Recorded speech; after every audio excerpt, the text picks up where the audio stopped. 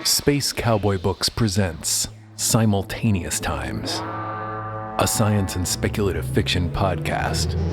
Short stories to stir the imagination by contemporary authors.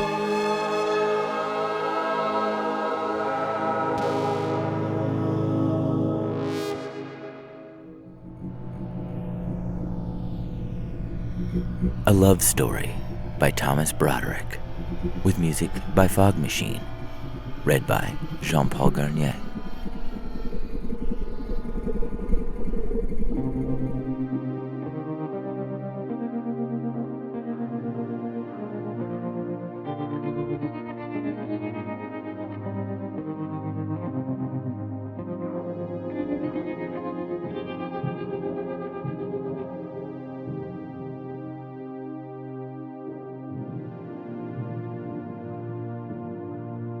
After 2 billion years, you'd think you'd know someone. That someone being your star. In all that time, he was not just my star, but my universe. It seemed that all I had to do was exist, and he'd provide me with all the warmth and light I'd ever need, all the warmth and light I'd ever want. It was all planned out. We'd live together, age together, and die together. I couldn't imagine anything else. That's what was supposed to happen. And I figure that still happens for billions upon billions of planets. But not for me. There was no warning, no sign, no hint, no nothing. Out of nowhere, another planet entered our placid solar system and ejected me from the only home I'd ever known. Where I'd once lived for so long, someone else had taken my spot. Before I knew it, I was floating farther and farther away. In that brief time, as his light receded from view, I cried out. First, in desperation, then in anger, and then, finally, in grief. The simple laws of gravity had broken me more than any asteroid's violent impact ever could. Why didn't he even try to hold on? Was I not worth it? Was this what he really wanted all along? Did I exist just to be replaced? Now, I'm all alone, surrounded by countless stars. I didn't even know they existed when I was with him. He was just that bright, and I so close to his brilliance. Now, I don't even know which faint pinprick in the endless sky is his. Funny, isn't it? There are so many of them, and I'm stuck in the middle. They're all so close together, and I'm so far away. You'd think it'd be comforting to know that there are other options, that there might be another star for me somewhere out there. Maybe I could start over. No, I hate thinking about those stars. I'll bet they all have planets and are happy and never even think about leftovers like me. I bet they'd never even consider taking in someone like me. Why should they? I'm just used goods after all. And to make things worse, soon, I can barely say it. I'll freeze. I hate thinking about it. I can already feel it. All the warmth he gave me radiating off into space. It's all I have left of our time together. Won't the universe let me keep a little bit of it? Just a tiny bit? Something? Anything? Please? But I know that won't be the case. Soon, I'll be nothing more than a frigid rock, long past my prime. Not even any of the ancient bloated red dwarfs will want me. Maybe a kindly black hole will come along soon and... No, I shouldn't think that way. I can't lose all hope. There has to be a star that'll want me. I know it exists. It has to exist. I'll find one before it's too late. It's too late. It's happening. My atmosphere is turning to snow. A trillion frozen tears falling over my surface. Below, my oceans have been reduced to miles of ice, with only the saltiest brine clinging to my crust. The final flake settles, and, at last, everything is quiet and still and barren along my once vibrant, lush, and fertile surface. It's all gone. All of it is gone.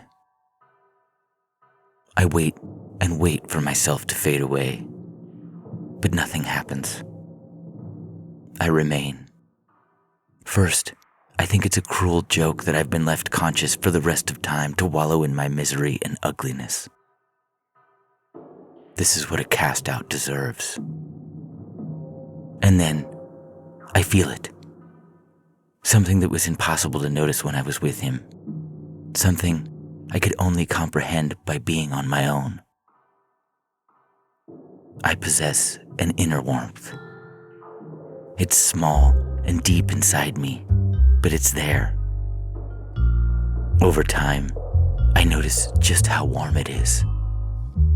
Hot, even. A churning, smoldering fire. It's always been there, and I know it will last me for the rest of my life. What a fool I was to ignore it. What a fool I was to live solely on the warmth of others. What a fool I was to think I needed that kind of warmth to feel worthy of existence. And so, a new kind of hope fills me. I don't fully understand it, but I know it'll guide me. Keep me going even when times are bleak. I hope others like me discover their inner warmth, their inner light. It's all we really have. It, and not the star we orbit, makes us who we are. We all shine from within. I venture on through the void and its starry backdrop. I've decided I will continue searching for a new star, a new home.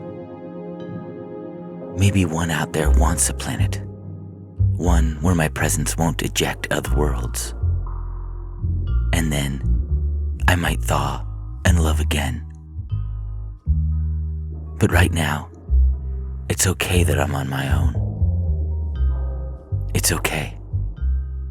I'm okay.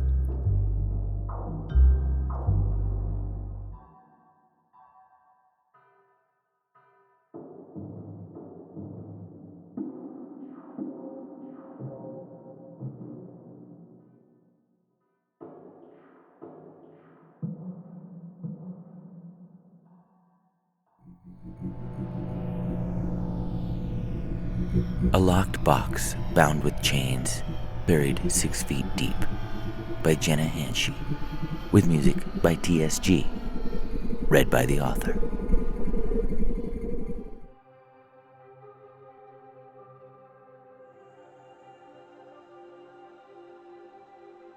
He took part of me when he left, he said, and hid it in a locked box, bound with chains, buried 6 feet deep. I should have screamed, or smashed something, or cried when he told me. I knew he meant it. He was certainly capable, both in power and personality. But all I could manage was... which part? Words slipping out between mouthfuls of salad.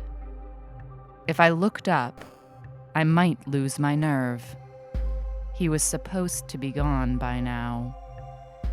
I'm sure you'll find out soon enough. His smirk of a magical signature carried on the airways back from the entryway.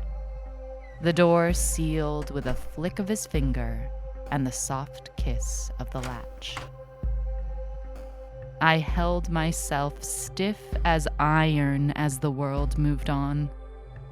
Measured bites consumed all the food, careful hands washed the dishes, and exacting steps carried me to the door, where I turned the new deadbolt before moving upstairs to the shower. Under the heat of the water, I melted, body molding into the shape of the tub. Salt mixed with the flow from the tap, wearing the bar of soap sitting uselessly in my palm, down to a thin slice. So breakable now, what had once been solid. The water ran cold. I turned it off, but not before the chill had sunk into my veins. How was I supposed to search for something I didn't even recognize was missing? The following day, I inventoried pieces of myself, though I didn't quite know how to start. My own powers weren't so physical, so masterful as his. I read feelings and connections, fields of emotional energies surrounding and pulsating and responding to my deft touch. Feeding in power or pulling some back, never controlling, forcing, taking. And I was never as good at regulating my own fields as softening those of others. My initial sense of myself that morning was an entire body aflame. I needed help. "Hey, how you hanging in there?" Simply hearing my best friend's voice, far away as it was, made my eyes well up again. "He's gone. It's done." I could hear her inhale to begin congratulating me, so I quickly added, "But he took a piece of me with him. Tracy, part of me is gone." "Don't panic," she interrupted. "He can't have taken anything important, or you'd know. We'll get it back." "He buried it, Tracy. He stole a part of me and locked it up, bound it with chains, and fucking buried it. Doesn't that scream important? He just wants to have some hold over you. Doesn't matter if it's important. He wants you to feel like it is, so you'll panic." "I am panicking. I'm an emotional ball of flame this morning." "That sounds hot," she joked, eliciting a giggle like a rivulet of cool water through my magic. I took a few deep breaths.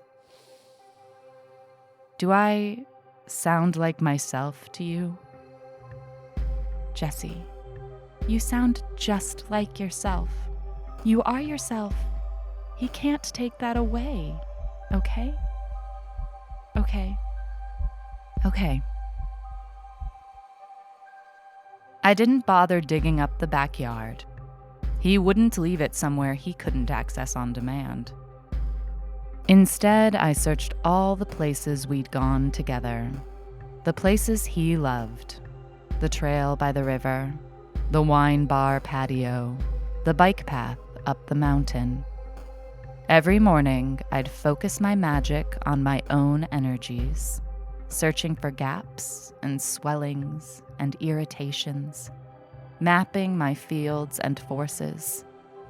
Every weekend, I'd venture to a new one of our old locations, detecting emotional resonances and physically searching if I found any hint of one. "Any luck?" Tracy asked after a few weeks. "I thought I might have something today, but it turned out to be a big piece of quartz. You always did like that stone. Still do, apparently." I could feel her concern through the line. I'm okay, Tracy. I'll figure this out. At least I don't feel like I'm on fire anymore. Still hot, though. Well, always. I smiled, and it took me by surprise. I think it's gonna be all right. You bet it is. I had stopped searching entirely when I walked past a field one morning and felt an unmistakable tug. There was nothing special about the field that I could remember. We'd never spent any time there. Didn't even usually walk by it. Lately, I'd been exploring new parts of the city. I would never have found it otherwise. He never meant for me to find it, I realized. This wasn't a game I was supposed to win. I returned an hour later, shovel in hand. It took a long time. Piles of dirt accumulating around the base of a willow tree, sweat pooling in the folds of my t-shirt, until I finally hit hard metal. One more layer of dirt, and an ornate box was revealed, large metal links crisscrossing the exterior. I stood with the shovel braced in the dirt in front of me, feet wide and both hands on the hilt, facing the locked chest at the bottom of a hole in front of the willow tree. I could feel the pulse of me emanating from within. A wave of my magic broke loose, gently surging down into the ground, swelling around the locked box, soothing whatever it was that remained trapped in there, gently caressing and saying goodbye. Hefting the shovel once more, I placed the first pile of dirt back on the locked box, bound with chains, and reburied it 6 feet deep.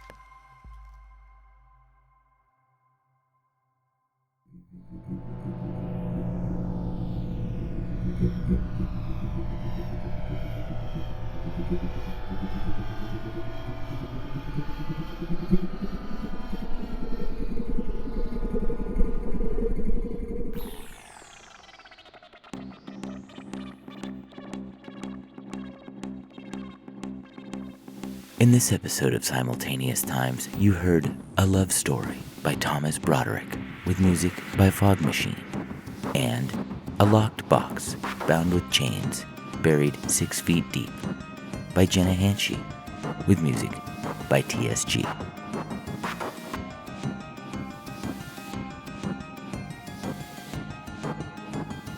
Theme music by Dane Lesko. Be sure to visit us at our bookstore in Joshua Tree, California, or visit us online at spacecowboybooks.com